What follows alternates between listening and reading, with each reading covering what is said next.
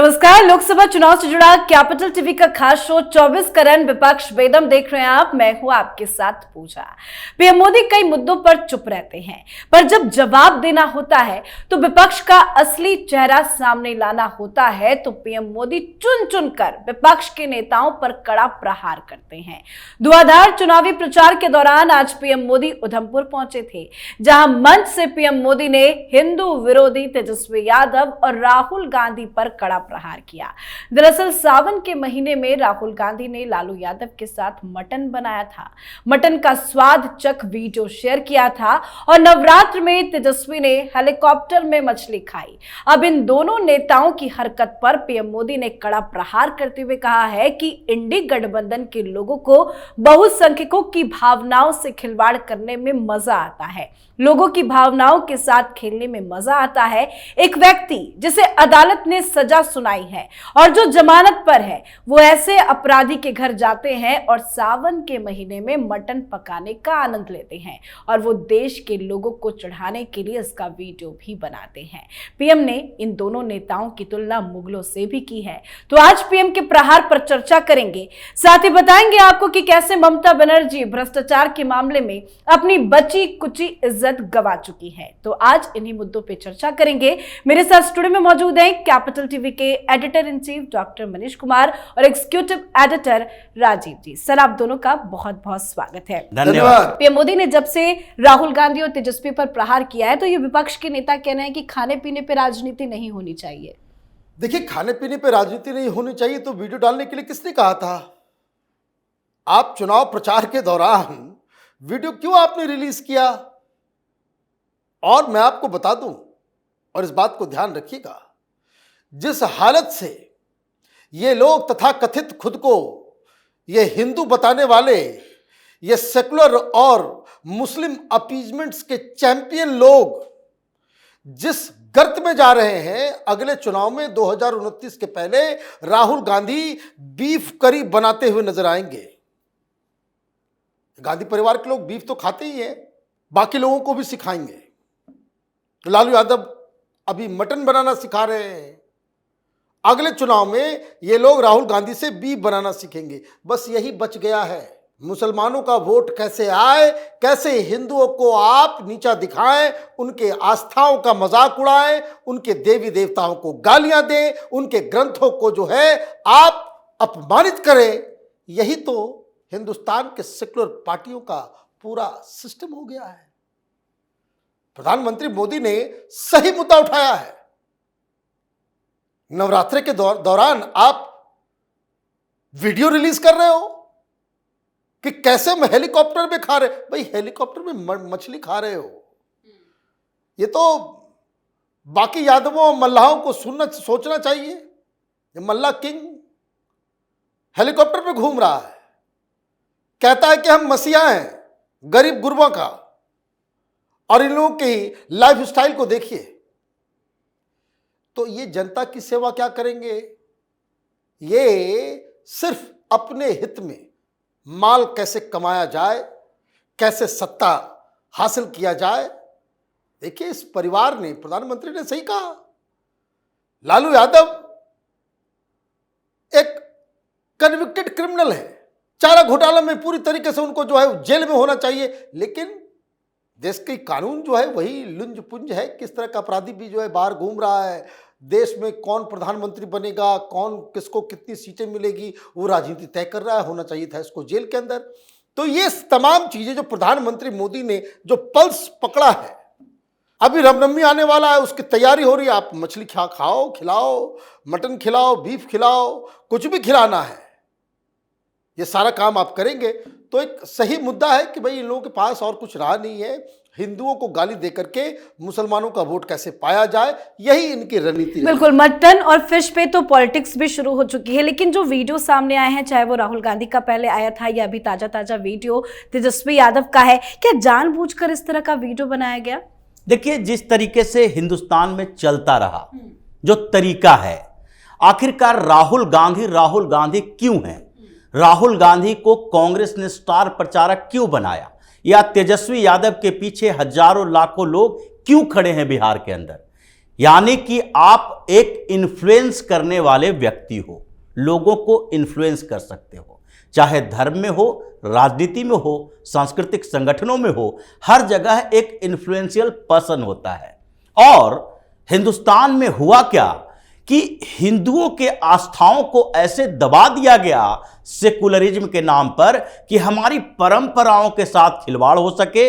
लोग अब सेकुलरिज्म के नाम पर हिंदू के परंपराओं से बाहर आए, हट जाए। जैसे नवरात्र हो या सावन की बात कर रहे हैं, अगर नवरात्र के समय नॉनवेज नहीं खाना चाहिए तो ये अगर कोई खाता है तो वो छुप छिपा के खाता है। समाज में हर व्यक्ति जो छिप छिपा के काम करता है और पकड़ा नहीं जाता है उसको चोर नहीं कहा जाता। अगर राहुल गांधी के ऊपर इतने मुकदमे हैं, जब तक आरोप सिद्ध नहीं होगा तब तक वो जेल के अंदर तो नहीं जाएंगे, बेल पर बाहर ही हैं। तेजस्वी यादव भी कई घोटालों में फंसे हुए हैं, चाहे लैंड फॉर जॉब ही हो, और जब तक वो कन्विक्ट नहीं होंगे, जेल के अंदर नहीं जाएंगे। तो दूसरी स्थिति जो होती है कि एक इन्फ्लुएंशियल पर्सन को आप अपनी परंपराओं, व्यवस्थाओं, संस्कृति, धर्म की सुरक्षा के लिए या धर्म के विद्रोही बनने के लिए या उसे पथभ्रष्ट करने के लिए कोई कदम उठाते हो। अगर पीएम मोदी नवरात्र के समय एक खबर आती है कि प्रधानमंत्री नरेंद्र मोदी 9 दिन के व्रत पर हैं, वो व्रत करते हैं, तो लाखों करोड़ों लोग जो उनको मानते हैं उसको प्रेरणा मिलती है कि हम अपने धर्म को, संस्कृति को पकड़ कर रखे रहें, क्योंकि देखो प्रधानमंत्री बना हुआ एक व्यक्ति ऐसा काम कर रहा है। क्यों इतनी फिल्में बनाई गई, क्यों समाज को इस तरफ लाया गया कि एक बड़ा अधिकारी बन गया, उसका गरीब बाप जो कि खेतों में काम करता था उसके दरवाजे पर गया, वो उससे मिलने से इनकार कर दिया गया। उसको क्या कहा जाता है कि ये व्यक्ति अच्छा नहीं है, और जो उसकी सेवा करता है वो जानता है कि इस पद पर जाने के बाद भी ये अपनी परंपराओं को निर्वाह कर रहा है।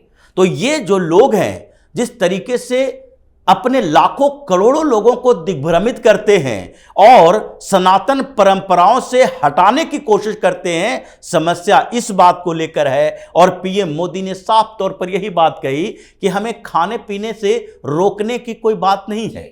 हम तो ये कहते हैं कि आप खाते पीते हो और उसको बाहर में दिखाते हो, दूसरे को चिढ़ाते हो, ये आपकी प्रवृत्ति को प्रदर्शित करता है। बिल्कुल सर। और अगर बात ममता बनर्जी करे तो वो भी तुष्टीकरण की राजनीति करने में सबसे नंबर 1 पे आती है।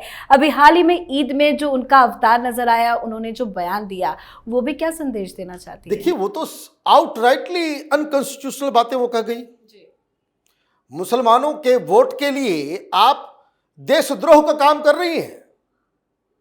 आपको किसी तरीके से कि वो मुसलमानों का वोट सीपीएम में न चला जाए, वो अब्बास सिद्दीकी के पास न चला जाए, ना वो कांग्रेस पार्टी के पास चला जाए, तो हम हैं तुम्हारे रक्षक। और इसके चक्कर में आपने क्या कर दिया, आप अपने पद का मर्यादा आपने ताक पर रख दी।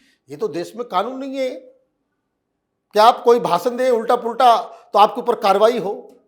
अदरवाइज आपको किसने ये अधिकार दे दिया कि केंद्र हिंदुस्तान की संसद के द्वारा पास किए गए कानून सीए को आप ये कह सके कि हम बंगाल में लागू नहीं होने देंगे? वो कह रही है कि मर जाऊंगी, अपनी जान दे दूंगी, लेकिन लागू भाई तो रोज बहुत सारे लोग मरते हैं, उससे कोई फर्क थोड़ी पड़ता है। संविधान सर्वोपरि है। पार्लियामेंट से कोई कानून पास हुआ है वो लागू होगा, और इसको आपको रोकने के पास कोई अधिकार नहीं है। और उसके बावजूद भी अगर आप कह रहे हो कि हम इसको रोकेंगे, इसका मतलब है you are calling for anarchy. कैसे आप रोक लोगे? एनआरसी को कैसे आप रोक लोगे? आर्टिकल 370 को कैसे आप रोक लोगे? ये स्टेट का सब्जेक्ट नहीं है। तो जो आपके अधिकार क्षेत्र के बाहर है उसके ऊपर आप इस तरह का एग्रेसिव स्टांस दे रहे हैं, एक तरीके से धमकी दे रहे हैं कि कुर्बानी होती है तो ये होता है, अभी हम चुप बैठे हुए हैं तो ये ना समझो, वो ना समझो। और जब नेता ऐसे करता है तो उसके चेले चपाटी क्या करते हैं? एक एमएलए का बयान अभी वायरल चल रहा है, कह रहा है कि कांग्रेस टीएमसी को वोट नहीं करोगे तो उंगली काट दी जाएगी। अभी तो सेंट्रल फोर्स है तुम्हारे पास, लेकिन सेंट्रल फोर्स जाएगा तो फिर टीएमसी का ही फोर्स रहेगा। टीएमसी का फोर्स हो गया है।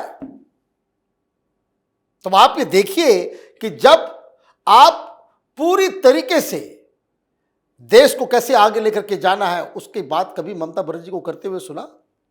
नौकरी कैसे देनी है ममता बनर्जी को कहते हुए सुना? कैसे बंगाल को विकसित करना है कभी आपने सुना? कैसे इंडस्ट्री को लेकर के आना है कभी ममता का कोई एक बयान कोई बता दे? चुनाव में जाएंगी और वो सिर्फ मुस्लिम वोट कैसे पाया जाए, कैसे हिंदुओं में जो कंफ्यूज प्रजाति के लोग हैं उनको सेकुलरिज्म की अफीम चटा करके उसको आप ये समझिए कि वोट लेकर के किसी तरीके से हमको 45% के आसपास वोट लेकर के आ जाना है, आराम से सीटें जीतेंगे और सरकार बनाएंगे और उसके बाद क्या करेंगे? लूट मचाएंगे। 325 करोड़ रुपए का जो एसेट है टीएमसी के चेले चपाटियों के पास से ईडी ने जब्त किया है, कुर्क किया है। किस चीज के लिए? सिर्फ एक घोटाले में, शिक्षक भर्ती घोटाले में। तो आप ये देखिए कि किस तरह की राजनीति चल रही है। चोर मचाए शोर, यही ममता बनर्जी की राजनीति। बिल्कुल। और आज पीएम मोदी ने भ्रष्टाचार का भी जिक्र किया और सर ने बताया कि किस तरह से शिक्षक भर्ती घोटाले में भी एक्शन हो रहा है। भ्रष्टाचार को लेकर ममता बनर्जी किस तरह से बैकफुट पर है। देखिए, जिस तरीके से पीएम मोदी ने बार बार एग्रेसिवली बोला है कि भ्रष्टाचार के साथ कोई कंप्रोमाइज नहीं हो सकता, समझौता नहीं हो सकता, चाहे ममता बनर्जी हो, राहुल गांधी हो, केजरीवाल हो या तेजस्वी यादव हो, कोई भी भ्रष्टाचार के आरोपी होगा, भ्रष्टाचार के मामले उसके खिलाफ आएंगे तो फिर केंद्र सरकार उससे राजनीतिक समझौता के स्तर पर नहीं जा सकती है, अपनी पार्टी का ही नेता क्यों न हो। और यह संदेश सामने दिखाई पड़ रहा है। चुनाव हो या चुनाव न हो, किसी भी स्थिति में ईडी, सीबीआई ये सारे अपने काम कर रहे हैं, इसीलिए परेशानी इन लोगों के अंदर है। अब जबकि संपत्ति जब्त हो रही है, अटैच हो रही है, खबर तो यही आ रहा है 230 करोड़, 500 करोड़, 200 करोड़। अब ये जो करोड़ों की प्रॉपर्टी जब्त होती है या अटैच की जाती है तो वहां के लोग तो ये समझते हैं कि ये भ्रष्टाचार का पैसा ही है। और अब लोगों को ज्यादा दिन तक ये सब बेवकूफ नहीं बना सकते हैं। ममता बनर्जी कहती है, क्या आपने बताया कि वो कह रही है कि हमारी लाश पर से सीए लागू किया जाएगा। अब ऐसे तो हिंदुस्तान की परंपराओं में कई ऐसे बड़े नेता हुए हैं, ममता बनर्जी क्या है? ये महात्मा गांधी भी बोला करते थे, मेरी लाश पर से पाकिस्तान का बंटवारा होगा, पाकिस्तान मतलब हिंदुस्तान का बंटवारा होगा, पाकिस्तान बनेगा। पाकिस्तान बन गया, महात्मा गांधी को कुछ नहीं हुआ। ये 370 पर देखिए, जम्मू कश्मीर के सारे नेता बोलते थे, जब तक कांग्रेस है, गुलाम नबी आजाद बोलते थे, तब तक 370 लागू ही नहीं हो सकता है। कांग्रेस खत्म होने वाली है, 370 लागू हो गया है, कांग्रेस भी खत्म हो जाएगी। और ममता बनर्जी भी उन्हीं नेताओं में से हैं। लेकिन सबसे बड़ी समस्या यह है कि सीए को लेकर जो ममता बनर्जी ने बयान दिया, और जैसा डॉक्टर साहब ने कहा कि देश हित, राष्ट्र हित और पार्टी हित की बातों में कैसे ये लोग भारतीय जनता पार्टी से काफी पीछे दिखाई पड़ते हैं। क्योंकि यही अमित शाह एक बैठक ले रहे थे और उसमें तेलंगाना का मंत्री आया हुआ था।